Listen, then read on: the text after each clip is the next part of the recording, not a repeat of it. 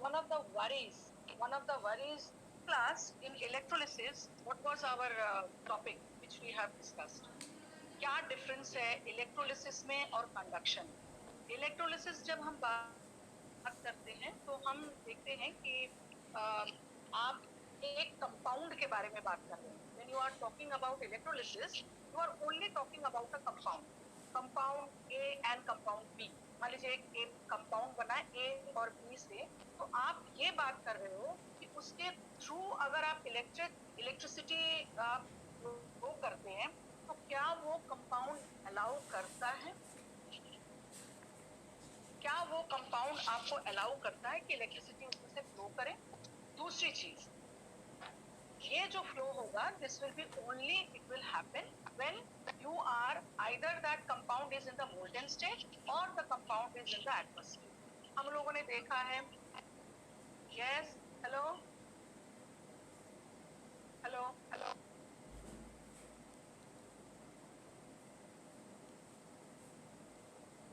So हम लोग जो है ये देखते हैं कि क्या वो आपका कंपाउंड जो है एक्वस कंडीशन में है या नहीं है. तो हम लोगों ने देखा कि लेड ब्रोमाइड से हम लेड ब्रोमाइड, हाँ, I know, because I am getting the calls in between, you know, that is why when a call is seen, that how we can have water, how we can have the lead bromide और copper sulphate, ये सब आपने देखा कि कैसे electrolysed होता है. एक चीज हमेशा याद रखो कि जब भी whenever we are describing any electrolysis, मान लो क्वेश्चन में आ गया कि explain the process of electrolysis of water, तो आपने पहले चित्र बनाया, डायग्राम बनाया, या आपको डायग्राम यूजुअली केमिस्ट्री में बनाने की जरूरत नहीं है, होता है. तो first your explanation will be ions present, और ions present में आप जब आप वो उसमें जो क्या क्या डिसोसिएशन हुआ है, इलेक्ट्रोलाइट आपने क्या लिया वो लिखेंगे. उसके बाद एट कैथोड, एट एनोड, ये पूरा सिस्टमैटिकली आपको लिखना पड़ेगा. then only you will get the marks. अगर आपने वो किया,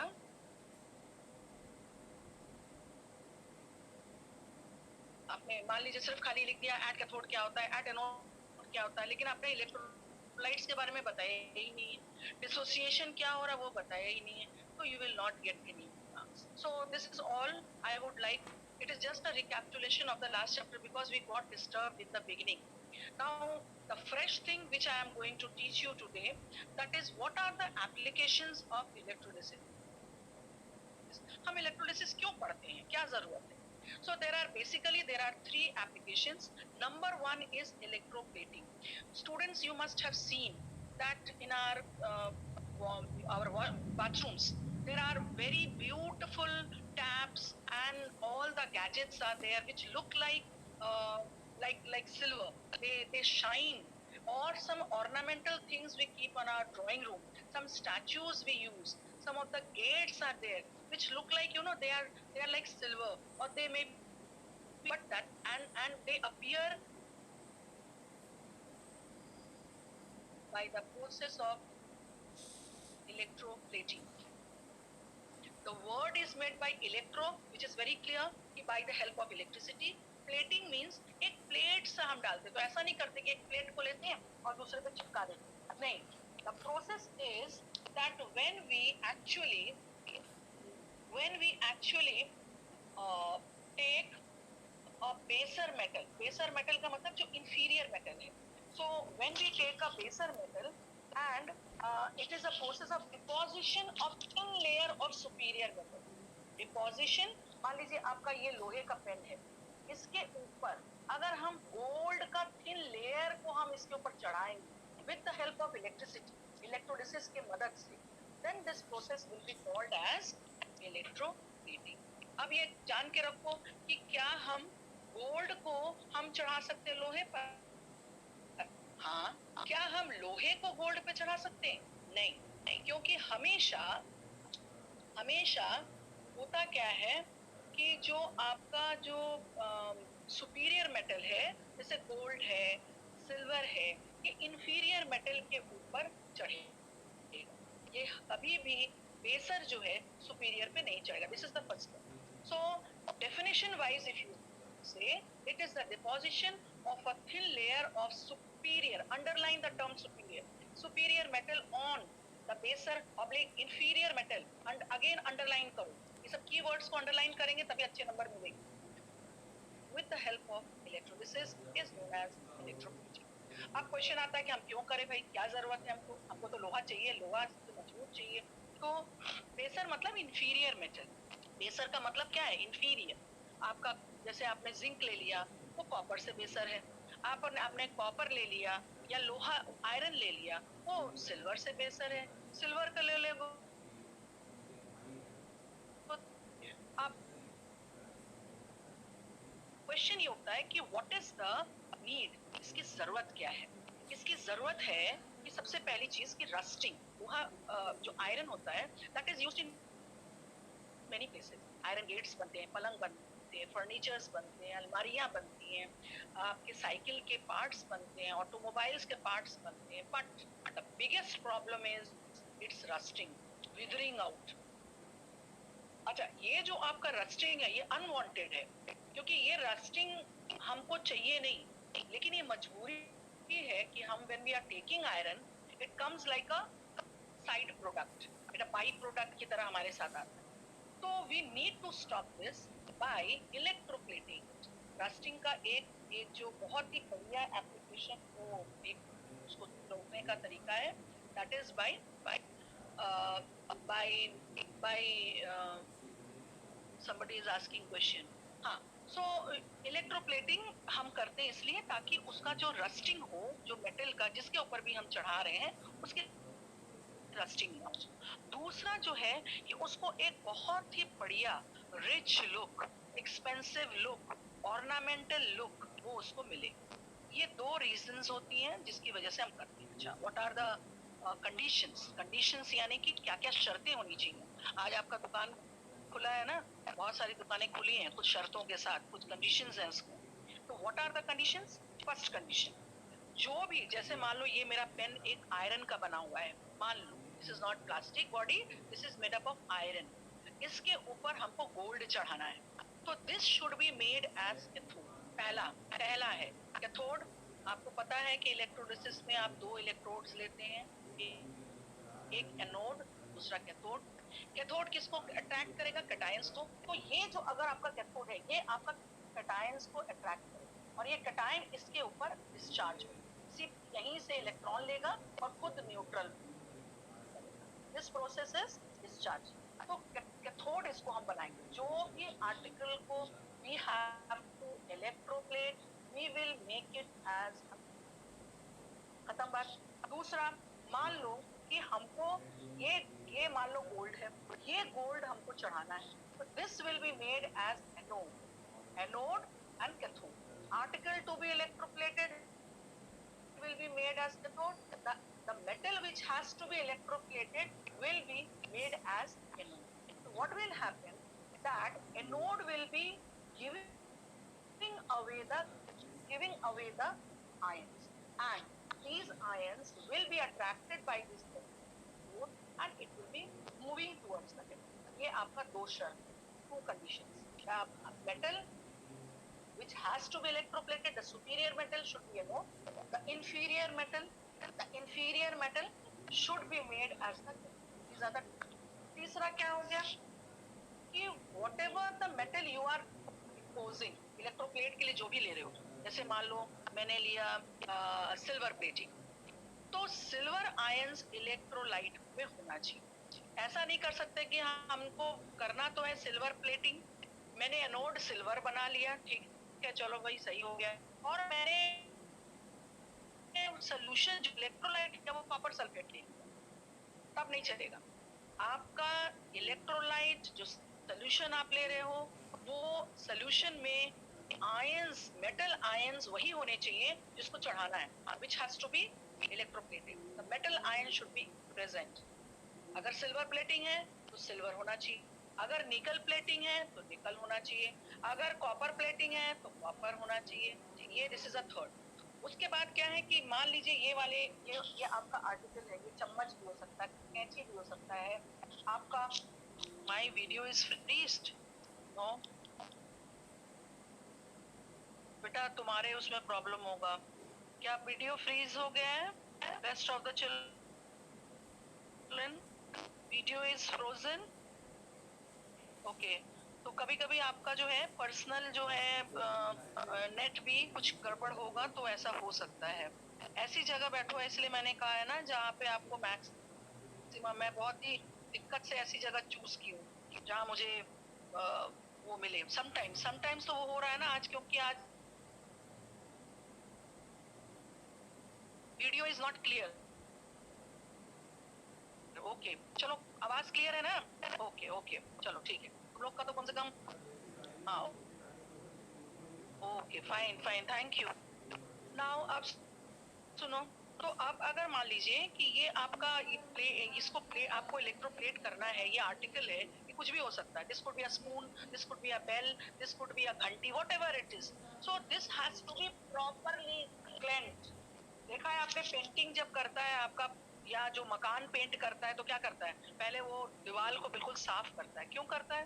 क्योंकि अगर वो खुरदुरा रहेगा तो जो पेंटिंग की लेयर होगी वो स्मूथ नहीं होगी। Same thing applies here also.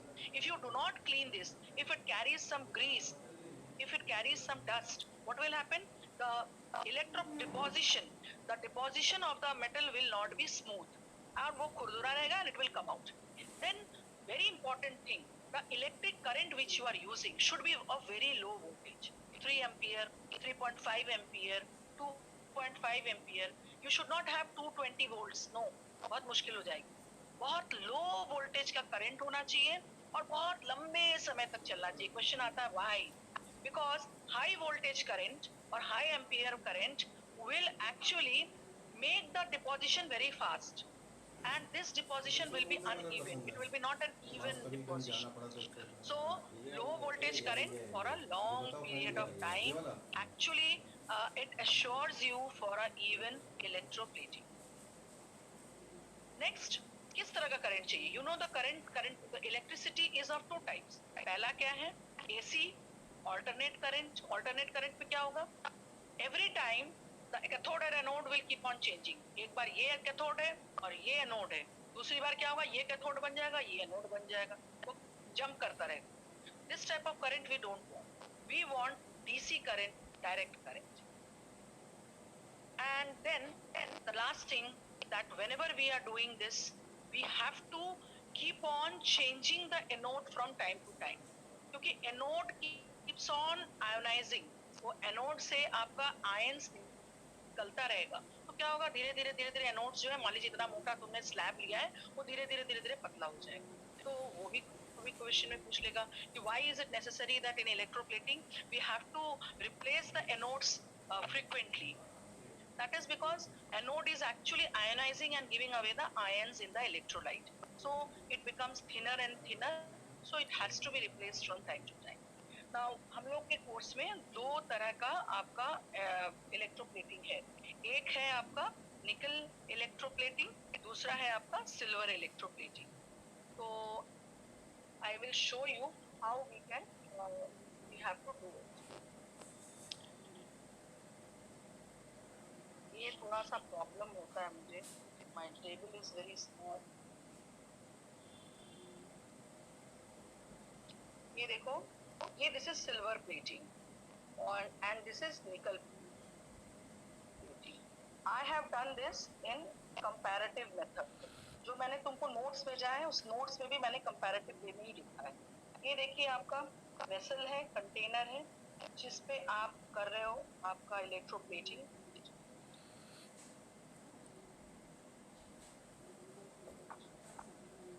ये आपका चूंकि सिल्वर प्लेटिंग है, तो दिस शुड बी सिल्वर। मोटा प्लेट ले लिया है। ये एक मैंने आर्टिकल ले लिया है which is looking like a tong, TONG, tong. Tong, और इस टोंग को मैंने बनाया है कैथोड। इस टोंग को मैंने बनाया है कैथोड। तो जब आपको बनाना है ये सिल्वर, ब्लॉक ऑफ सिल्वर को बनाना है anode, this will be connected with the positive and this article has to be made as cathode, so this will be made as an anode, cathode. The circuit will be complete, ammeter is fixed. Electrolyte जो हम लिए हैं, चूंकि silver plating है, यहाँ पे हमने लिया है sodium silver cyanide, argento sodium sodium argento cyanide. Now इसके बदले में हम एक और ऑप्शन है जो है मैं नीचे लिखा रही हूँ, AgNO3, ये हम ले सकते हैं, लेकिन ये हम नहीं लेते हैं. ये क्वेश्चन में आता है. ये जो आपका सोडियम अर्जेंटो साइनाइड है, इसमें चूंकि ये सोल्यूशन फॉर्म में ले रहे हो, इसमें वाटर भी रहेगा. ये इलेक्ट्रोलाइट, ये देखिए, ये आपका इलेक्ट्रोलाइट आपने लिया, चूंकि सोल्यूशन में ले रहे हैं तो वाटर भी रहेगा, और इसमें थोड़ा सा few drops of HCN acid डालेंगे. अब ये पूछेंगे कि HCN एसिड ही क्यों डालेंगे, क्यों नहीं हम सल्फ्यूरिक एसिड डाल सकते हैं, क्यों नहीं हम नाइट्रिक एसिड डाल सकते हैं. We cannot have any other acid because if you notice in hydrogen cyanide acid, CN is common with this CN. So non-metal radical is similar. अगर यहाँ साइनाइड रहे और यहाँ पे हम सल्फेट ले लें तो इंटरफेयर करने लगे. नाइट्रिक एसिड ले लें और यहाँ साइनाइड है तो इंटरफेयर करने लगे. Therefore, we have to choose an acid. We have to choose an acid which has got similar non-metal radical as of the electrolyte. Now, the question will be asked, why do we choose sodium argento cyanide as an electrolyte in silver plating, and why not this silver nitrate? So the answer will be that when we choose sodium sodium argento cyanide, so what happens, the reaction is very slow and of a proper rate. But when we take silver nitrate, the reaction becomes very fast, and as a result what happens, the deposition becomes uneven and very bad. So electroplating is not done. So see children, I have taken this block of silver as anode, and this is active anode. Children, I have already told you that there are two types of anodes. One is your active anode and the other anode is inert anode. Active anode क्या करता है, ये खुद participate करता है, active है ये. लेकिन अगर इसके जगह पे तुम प्लैटिनम ले लोगे तो वो इनर्ट एनोड होगा, और इनर्ट एनोड जो है इलेक्ट्रोलिसिस में पार्टिसिपेट नहीं करता. केमिकल रिएक्शन होता है जिसमें वो पार्टिसिपेट नहीं करता. Now let us see what are the electrolytes. Already I have told you, I have taken sodium argento cyanide, water लिया है, HCN लिया है. What is the anode, nature of the anode? Silver block. What is the nature of the cathode? The article is made as cathode. What is anode? This is the positive end, and what is cathode? This is the negative end. Dissociation होगा तो ये तीनों का dissociation हो. तीनों electrolyte आप लिए. क्या क्या आपने लिया है? आपने लिया है सोडियम अर्जेंटो साइनाइड, और ये डिसोसिएट होके देखो क्या बन रहा है, सोडियम सिल्वर और साइनाइड. ये आपका जो वैलेंसीज है ये बहुत इंपॉर्टेंट, आपको ऐसे ही याद भी करना है. वाटर आपने लिया है तो ये H और OH में डिवाइड हुआ. HCN आपने लिया है तो ये H और CN. अब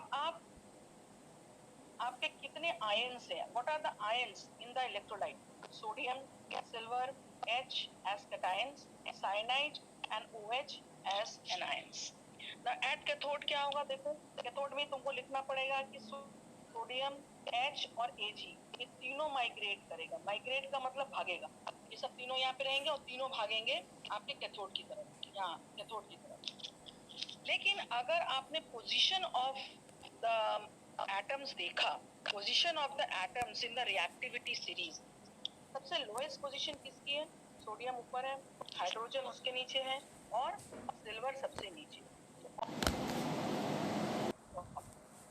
थर्ड जो आपका बहुत ही इंपॉर्टेंट है, थर्ड आपका है वो आपका है इलेक्ट्रोमेटलर्जी. क्या है इलेक्ट्रोमेटलर्जी?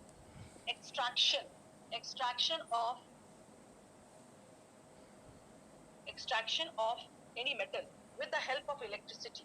इलेक्ट्रोलिसिस की मदद से अगर किसी मेटल को हम जमीन से निकालते हैं, उसको एक्सट्रैक्ट करते हैं, इस प्रोसेस को हम बोलते हैं इलेक्ट्रोमेटलर्जी। और इस प्रोसेस के लिए हमको ये देखना पड़ेगा कि बहुत सारे इसमें आपके मेटल्स होते हैं जो जमीन के अंदर मिलता है। नहीं, इलेक्ट्रोलिसिस से कोई प्रैक्टिकल नहीं है। अच्छा, बहुत सारे ऐसे मेटल्स हैं। अब हम फिर से रिएक्टिविटी सीरीज पे चले जाएंगे। इट डिपेंड्स, ये जो इलेक्ट्रोमेटलर्जी करनी है कि नहीं करनी है, ये डिपेंड करता है आपका आपका रिएक्टिविटी सीरीज। रिएक्टिविटी सीरीज में जो पहला है आपका क्या है? द फर्स्ट मेटल इज आपका potassium, sodium, calcium, magnesium, aluminium. ये जो ऊपर वाले हैं आपके metals, these are very very reactive, बहुत ही स्ट्रॉन्ग रिएक्टिव मेटल्स हैं। और इनको आप अगर मेटल एक्सट्रैक्ट करेंगे, धरती से अगर कोई कंपाउंड आपको निकलता है जिसमें ये मेटल्स मौजूद हैं, इनको आप अलग इजीली नहीं कर पाओगे। इनको अलग करने के लिए आपको फॉलो करना पड़ेगा इलेक्ट्रोलिसिस, और इस प्रोसेस को हम बोलेंगे इलेक्ट्रोमेटलर्जी। जैसे कि मान लीजिए मैंने सोडियम को लिया, सोडियम क्लोराइड हमको मिला जमीन से, या सोडियम ब्रोमाइड मिला जमीन से, तो उसको हम फ्यूज कंडीशन में लेंगे, मोल्टन कंडीशन में लेंगे, और इस कंडीशन में लेके हम उसको इलेक्ट्रोलिसिस करेंगे। और इलेक्ट्रोलिसिस करने के बाद इसमें आयंस क्या मिलेगा? खाली सोडियम और क्लोरीन। कैथोड पे सोडियम जाएगा और एनोड पे क्लोरीन जाएगा।